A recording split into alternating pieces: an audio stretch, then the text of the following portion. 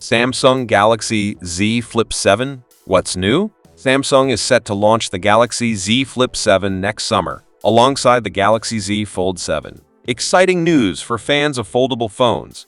The Z Flip 7 will likely feature the same powerful processor as the Galaxy S25 series, along with some sleek design upgrades. But that's not all. Samsung may shake things up by introducing two versions of the Z Flip 7, a standard model and a more affordable Fan Edition, FA. According to industry reports, the Z Flip 7 FA is expected to debut in 2025. The Fan Edition will likely share the same stunning display as the standard Z Flip 7.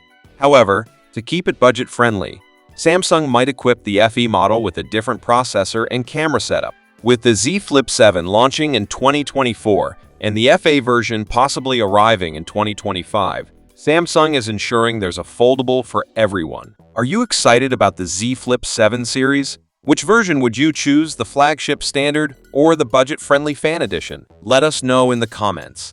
Stay tuned for more updates on Samsung's upcoming foldables.